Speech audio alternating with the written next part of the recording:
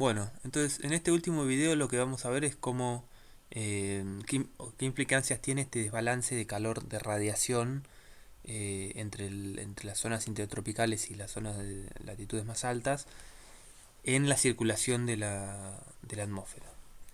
Entonces, cuando los naturalistas antiguamente empezaron a estudiar el problema, querían explicar el patrón de vientos que se observaba en la Tierra, en función de lo que ellos suponían que había un calentamiento, digamos, en las zonas cercanas al Ecuador y un enfriamiento en los polos. Entonces, lo primero que propusieron es lo que se llama celda de Hadley, que es una, digamos, vendrían a ser como dos celdas simétricas en ambos hemisferios, en los cuales el aire circula de esta manera, ¿no? Hay un ascenso de aire donde el aire es está más caliente, por lo tanto es menos denso, este, que sería en la zona del Ecuador, y un descenso de aire en el polo donde el aire se enfría y es más denso, ¿no? Entonces circularía en superficie de esta forma, con una componente digamos, desde el polo al Ecuador y del Ecuador a los polos en altura. En la realidad eso no sucede. El patrón de viento que se observa en superficie es mucho más complicado. eh, entonces, como no encajaba ese primer modelo que ellos supusieron con la realidad, inventaron modelos de múltiples celdas en el cual está la celda de Hadley y en realidad está restringida a las latitudes intertropicales, o sea, entre los trópicos más aproximadamente, y después inventaron dos celdas más, que son la celda de Ferrel y la celda polar. En la realidad esas celdas no existen, digamos. En la realidad lo que ocurre es que la única celda que existe es la celda de Hadley, que si no, o sea, se hicieron experimentos, digamos, de simulación con computadora, que la celda de Hadley sería como este caso de acá, digamos, la celda de Hadley llegaría hasta los polos si la Tierra no rotase, si sería un sistema que se está calentando en el Ecuador, enfriándose en los polos y no rotase. La rotación de la Tierra complica todo mucho más. En realidad la celda de Hadley está restringida a las zonas intertropicales aproximadamente. eh, y en otras latitudes hay otro tipo de circulación. O sea, hay dos maneras en las cuales la atmósfera transfiere calor, intercambia calor entre el Ecuador y los polos. Una es la forma en la que le hace en las latitudes intertropicales, que es esta circulación en la vertical que existe, digamos. Y fíjense que hay todo en la zona donde convergen digamos, las dos celdas de Hadley de hemisferio norte y sur. Hay todo un cinturón de nubes, que es lo que se puede ver en este video de acá. Todo un cinturón de nubes. Imagínense que en este plano, en el plano perpendicular, hay una celda, digamos, hay viento con una componente sur y en este un viento con el componente norte que se juntan acá, entonces ascienden. Entonces ahí tenemos todo este cinturón de nubes. Después en otra clase vamos a ver por qué, digamos, se distribuye así la nubosidad y la precipitación también, pero más adelante. En cambio, en latitudes más altas hay una circulación, digamos, que es horizontal. Hay estas ondas que vemos acá, en las cuales hay flujos del oeste, vientos del oeste, y hay unas variaciones digamos, de dirección de viento, y el intercambio de calor se hace en la horizontal, que es un poco también lo que se puede ver en este video, ¿no? Como que en el Ecuador hay un tipo de flujo que es del este. Ahora vamos a ver por qué es del este en el Ecuador y por qué es del oeste en otras latitudes. Y en las latitudes medias o altas tenemos estos torbellinos, tanto en el hemisferio sur como en el hemisferio norte, que son, digamos, ocurren en el plano horizontal. Entonces,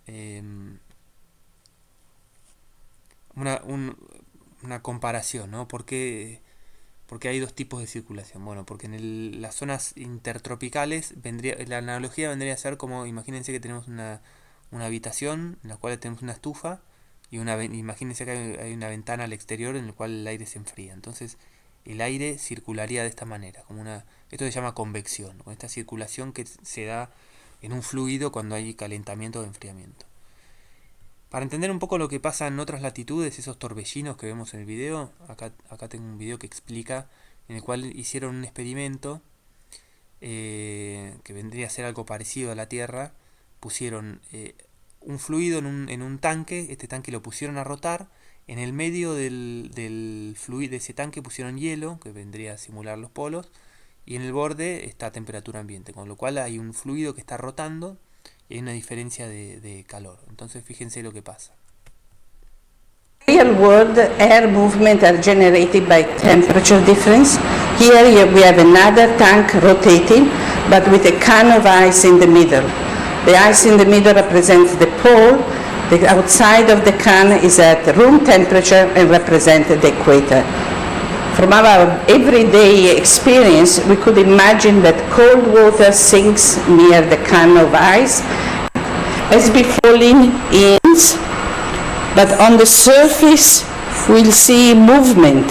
By doing this experiment on the rotating system, we are noticing a much more turbulent motion with warm. Fíjense que ahí colorean digamos, el agua más del exterior que está más fría y el agua más cálida, y hay un transporte de calor siguiendo unas especies de torbellinos.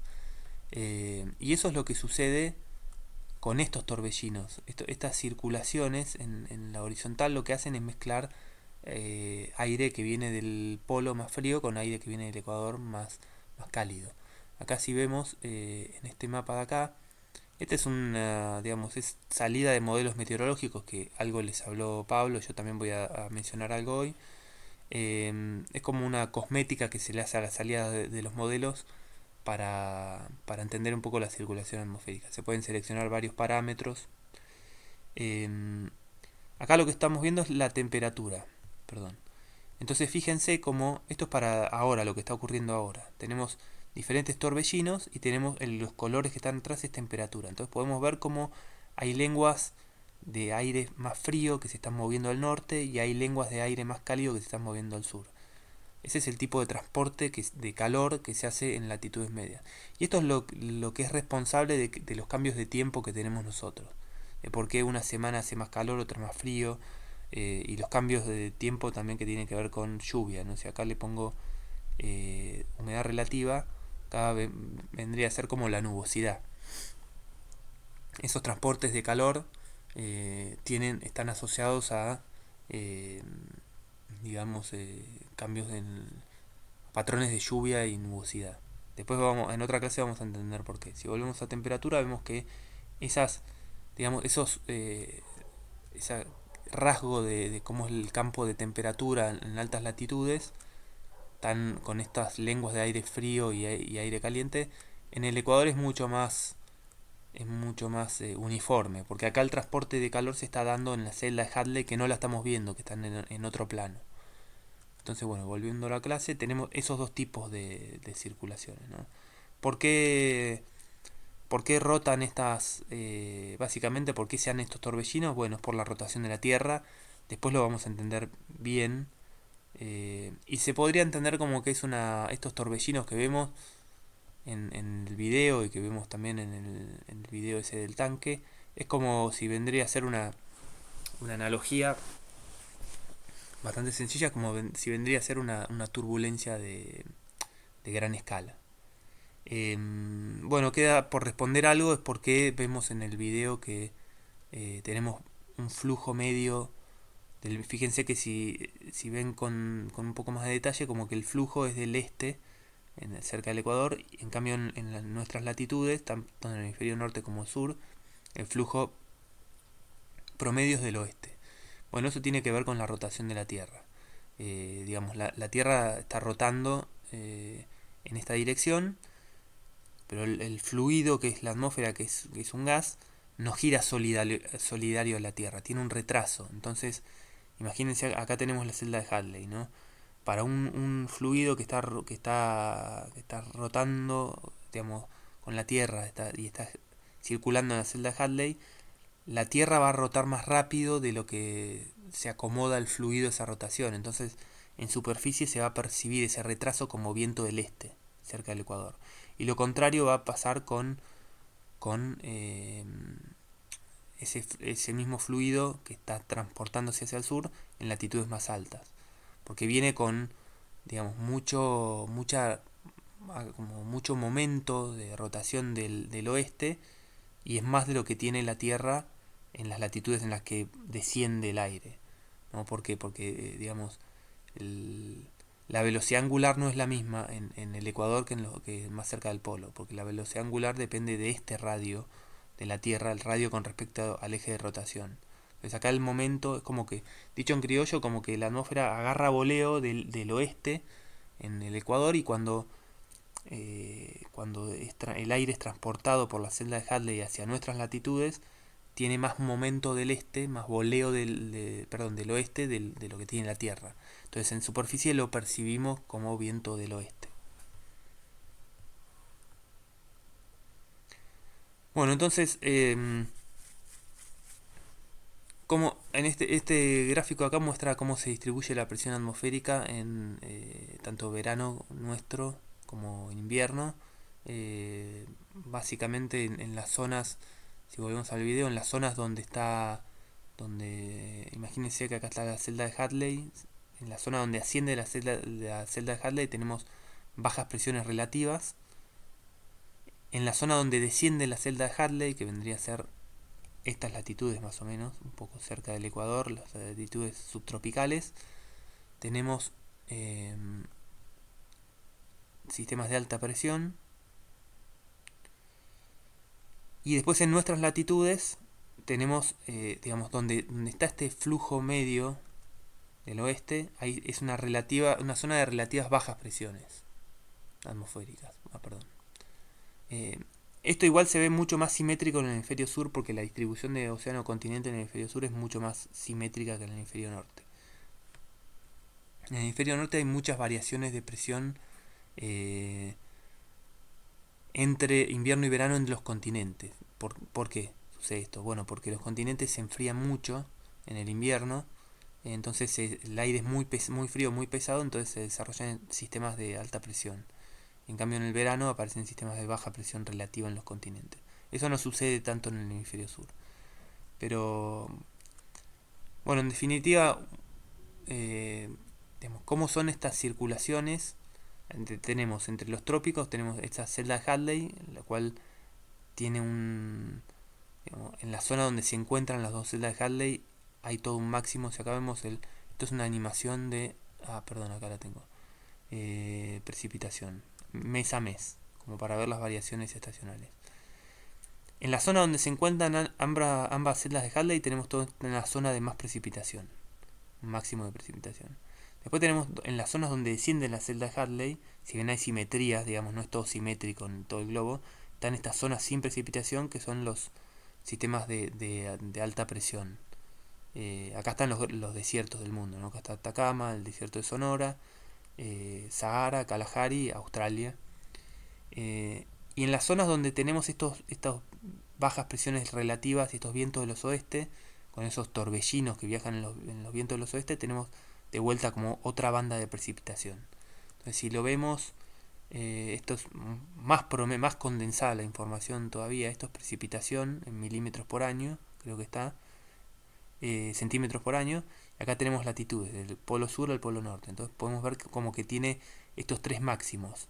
Tiene un mínimo hay poca precipitación cerca de los polos, un máximo en nuestras latitudes, por esos torbellinos horizontales, un mínimo en la zona donde desciende la celda de Hadley y un máximo donde asciende la celda de Hadley. Y simétrico en el hemisferio norte. Imagínense que acá está la celda de Hadley, ¿no? Asciende acá, desciende acá. Acá está la circulación tropical y acá está la circulación de latitudes, más lo que es de latitudes medias. En las próximas clases nos vamos a meter más en detalle a lo que es qué pasa acá. Entender un poco qué son estos torbellinos, por qué tienen estos patrones de nube, por qué implican precipitación. Vamos a ver más en detalle, porque por ejemplo, esto es para el día de hoy. Nosotros acá vemos que tenemos un tipo de circulación, hay aire frío que está en el Pacífico, digamos, esto es estático, es como ver un momento detenido de este video, ¿no? Acá estamos viendo algo estático. Si vemos la nubosidad, en la humedad relativa vemos que hay determinado patrón de nubosidad, que también lo podemos ver, estos son imágenes satelitales, ¿no? Acá vemos que hay un tipo de circulación y hay toda una zona con nubosidad en nuestra región. Entonces, en otra clase nos vamos a meter en explicar cómo es el mecanismo de esta circulación de latitudes medias, que implica altas y bajas presiones, implica frentes, implica lluvia orográfica. Entonces, entender bien todos esos mecanismos que determinan cambios de tiempo.